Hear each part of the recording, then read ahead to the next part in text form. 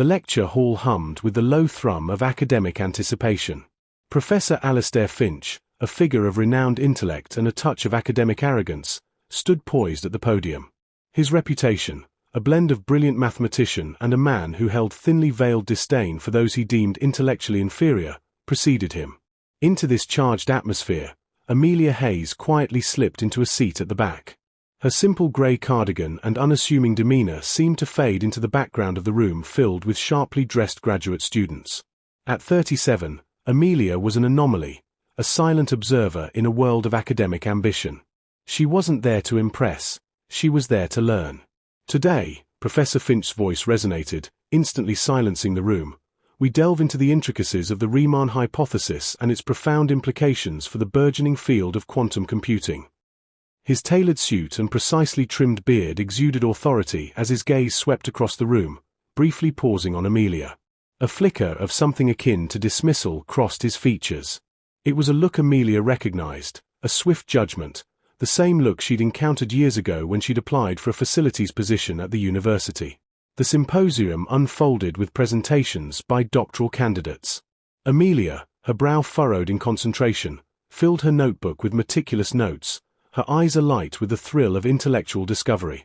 When the time for questions arose, her hand remained firmly at her side. Experience had taught her that voices like hers weren't often welcomed in such hallowed halls. During a break, fragments of hushed conversation reached her ears. "Who is the help taking notes?" one student whispered, a smirk playing on their lips.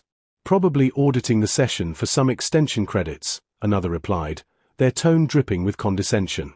"Finch can't stand it when non-academics attend these things." Amelia's grip tightened on her notebook, but her expression remained composed. They didn't know that mathematics had been her constant companion, a source of solace and intellectual stimulation. They couldn't see the complex equations that swirled in her mind, a vibrant dance of numbers and symbols. The challenge. As the symposium resumed, Professor Finch presented his controversial approach to a complex, unsolved mathematical problem. His explanation, while undeniably elegant, contained a subtle flaw, a nuance that Amelia immediately recognized. She'd spent countless nights wrestling with similar equations, exploring their hidden depths. "Any questions?" Finch's voice echoed, the question more of a rhetorical flourish than a genuine invitation. The room remained silent until, almost against her will, Amelia's hand rose. A wave of surprise washed over her as every head turned. Professor Finch's eyebrows arched in theatrical surprise. "Yes, madam," he inquired, his tone laced with a hint of condescension. "I was curious about the variable transformation in step 4, Amelia said, her voice softer than she intended. "Wouldn't that introduce inconsistencies when applied to the boundary conditions?" The room fell silent, the air thick with anticipation. Professor Finch's expression hardened. "Your name?" he demanded. "Amelia Hayes." "And your department?" Amelia hesitated. "I work in facilities management." A ripple of whispers spread through the room. Professor Finch's face shifted from surprise to thinly veiled amusement. "Facilities management," he repeated, letting the words hang in the air. "How intriguing. And you believe you found an error in my work?" Amelia's cheeks flushed.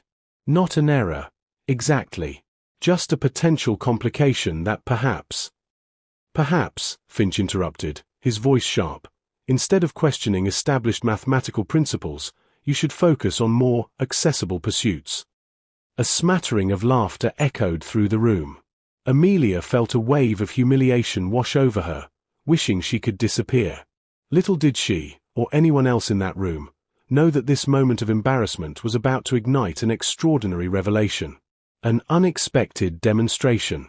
Professor Finch, sensing an opportunity to assert his intellectual dominance, seemed determined to make an example of Amelia. "Since our guest from facilities management possesses such confidence in mathematical theory," he said, adjusting his tie with deliberate slowness, "perhaps she'd like to demonstrate her expertise." He gestured toward the chalkboard. "Come forward, Ms. Hayes." Amelia froze, every instinct screaming at her to refuse, to retreat. But something deeper, a sense of pride, the weariness of being constantly underestimated, propelled her to her feet. The walk to the front felt like an eternity, each step echoing in the hushed hall. Whispers followed her like shadows. She took the chalk from Professor Finch's outstretched hand, avoiding eye contact. "Let's make this accessible," Finch said, his voice dripping with condescension. He turned to the board and wrote a complex differential equation. Amelia recognized it instantly, a problem from advanced multivariate calculus. Challenging, but certainly not beyond the grasp of someone with the right training. The challenge wasn't the equation itself, it was the intended public humiliation. "Take your time," Finch said with false generosity. "We're all eager to learn from diverse perspectives." More laughter rippled through the audience. Amelia's hand trembled slightly as she stared at the board. Behind her, someone whispered, "This is painful to watch." Dr. Eleanor Vance, a visiting professor from MIT, seated in the front row, frowned at Finch's display but remained silent, watching Amelia with a mixture of curiosity and concern. Amelia took a deep breath. The numbers and symbols on the board began to arrange themselves in her mind, falling into familiar patterns. She'd never had formal education beyond community college, but mathematics had been her sanctuary, a refuge during long nights, after her responsibilities were done. She raised the chalk and made her first mark. "Perhaps we should simplify." Finch began, but his words trailed off as he saw Amelia confidently writing. The room grew silent as she worked methodically through the problem, her initial nervousness fading as she became absorbed in the elegant dance of mathematics. She wasn't in a judgmental lecture hall anymore. She was in her own mind, where numbers had always spoken to her. After 2 minutes of absolute silence, Amelia finished the final step, placed the chalk down, and stepped back. Professor Finch stared at the board, his expression shifting from smugness to disbelief. He scanned her work, searching for a flaw, but found none. The solution was not only correct but executed with surprising elegance. "That's correct," he admitted reluctantly. Though anyone with basic calculus training could have managed it. Dr. Vance's eyebrows rose slightly as she exchanged glances with a colleague. Finch, unwilling to concede defeat so easily, quickly erased the board. "Let's try something more challenging," he said, the edge in his voice more pronounced. "Something from my current research." And with that simple declaration, Amelia Hayes stepped into her power, ready to show these elite mathematical minds exactly what a simple woman from facilities management could do. The solution. Amelia turned back to the board, chalk poised. The room fell completely silent, a hush so profound that the scratch of chalk against the blackboard echoed like thunder. Her mind cleared as she re-entered the world of pure mathematics, where social hierarchies and academic credentials meant nothing against the absolute democracy of correct answers. She worked through the remainder of the problem with fluid grace, her hand moving confidently across the board. When faced with a particularly thorny section, she paused, tilted her head slightly, then took an unexpected approach, creating a substitution that simplified the entire equation. Dr. Vance gasped audibly. "She's using dimensional analysis to collapse the quantum variance," she whispered to her colleague. "I've never seen anyone approach it that way." Finch stood rigid, his expression unreadable as Amelia's solution unfolded. It wasn't just correct, it was innovative, elegant, the kind of mathematical thinking that went beyond mere calculation. When Amelia placed the final value in a neat box and stepped back, no one spoke. The solution glowed on the blackboard like a revelation. It wasn't just that she had solved Finch's challenge, she had improved upon it, found efficiencies that hadn't been published in any journal. Dr. Vance was the first to break the silence. "That's remarkable," she said, approaching the board. "You've collapsed 3 steps into one with this transformation." She turned to the room. "This isn't just correct, it's brilliant." A murmur spread through the audience. Students who had snickered earlier now looked at Amelia with undisguised awe. Several professors had pulled out their phones, discreetly photographing her work. Finch cleared his throat. "While unconventional, I suppose the approach has merit," he conceded reluctantly. The words seemed painful for him to speak. "Merit?" Dr. Vance challenged, turning to him with raised eyebrows. "Richard, this solution could advance our understanding of quantum encryption mathematics. This is publishable work." Amelia stood quietly, chalk dust coating her fingers, feeling strangely detached from the commotion beginning to stir around her. This hadn't been about proving anyone wrong. She'd simply answered the challenge before her as best she could. "Ms. Hayes," Dr. Vance said, turning to face her directly, "have you documented any of your other mathematical insights?" Amelia hesitated. "I have notebooks, just things I work on at night when I can't sleep." "Notebooks?" Finch repeated, his professional curiosity finally overtaking his pride. "What kind of mathematics do you explore?" "Different things," Amelia replied, suddenly self-conscious again. "Number theory, mostly. Some work on prime factorization algorithms." Dr. Vance and Finch exchanged startled glances. Prime factorization was at the heart of cryptography research, one of the most sophisticated areas of applied mathematics. "I'd like to see these notebooks," Dr. Vance said firmly. A student from the front row stood up. "That was the most amazing thing I've ever seen," he declared and began to applaud. Others joined in, the sound building until it filled the lecture hall. Amelia felt her cheeks flush, with embarrassment rather than shame this time. The applause wasn't something she had sought or expected. As the applause continued, she caught the eye of a young woman in the back row, a student who had been watching intently throughout the entire demonstration. The young woman nodded at her with profound respect, as if witnessing something life-changing. In that moment, Amelia realized her action.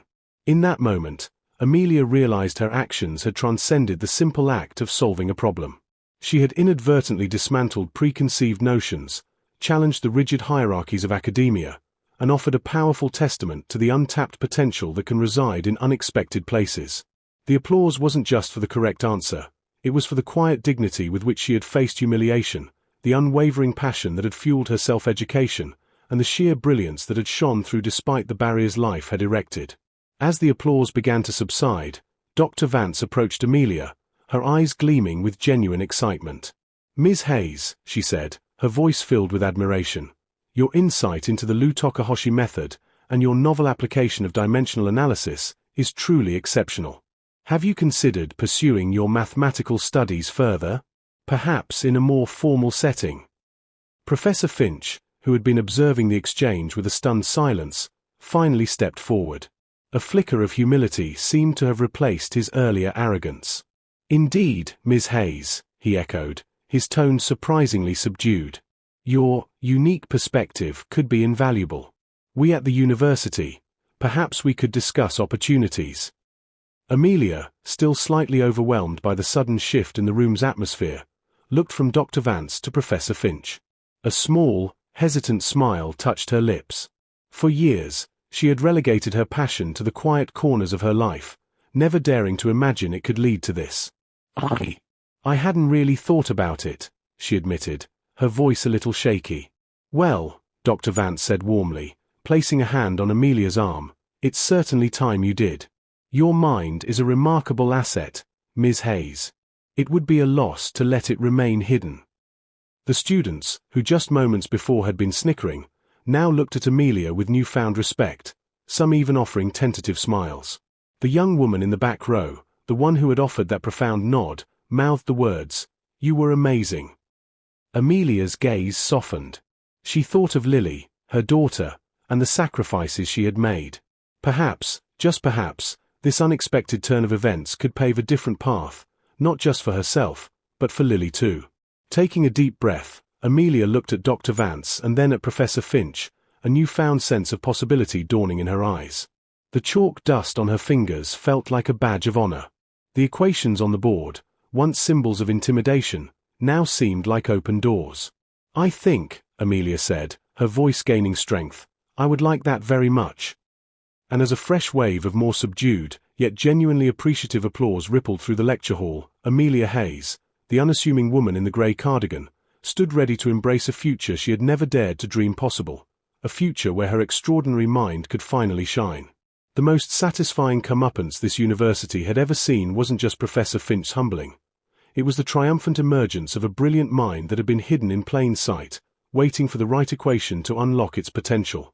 He wrote a new equation, one Amelia didn't immediately recognize. This wasn't standard curriculum, it was cutting-edge theoretical mathematics, the kind published in specialized journals. This problem has implications for quantum computing encryption, Finch explained, his eyes fixed on Amelia. If you'd prefer to return to your seat, I would certainly understand. The challenge hung in the air, a gauntlet thrown. The room held its breath, waiting for Amelia's retreat. Instead, she picked up the chalk again. A glimmer of insight. Amelia examined the new equation, her initial confidence wavering. This was different, complex, abstract, with notation she'd never encountered in her self-study. For a moment, doubt crept in. Maybe she had overstepped. Maybe Finch was right about her place. The silence in the room grew heavier as seconds ticked by. Students leaned forward, some with pity in their eyes, others with barely disguised amusement. As I suspected, Finch said, reaching for the chalk. Perhaps we should continue with the symposium. Wait, Amelia said quietly, pulling the chalk back. Something had clicked. A pattern within the chaos of symbols. She remembered an article she'd read recently, a novel approach to quantum encryption mathematics. She began to write, slowly at first, then with growing confidence. The tension in the room shifted as students exchanged confused glances. Even Finch's smug expression faltered as he watched Amelia work through the problem with unexpected skill.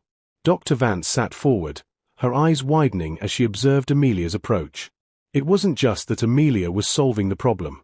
She was taking an unconventional route, one that revealed remarkable intuition. Halfway through the solution, Amelia paused, frowning at her work. There was a barrier. The equation seemed to lead to a dead end. Finch's mouth curled into a satisfied smile. A valiant attempt, he said, reaching again for the chalk. Amelia didn't relinquish it. Instead, she stared at the board, her mind racing.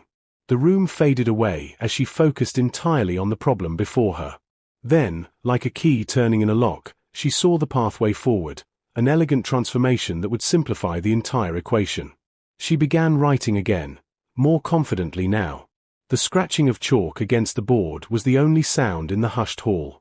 When she applied her transformation, audible gasps came from the front row, where the senior faculty sat.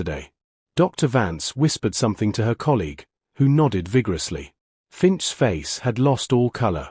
He was no longer watching Amelia's solution with disdain but with growing alarm.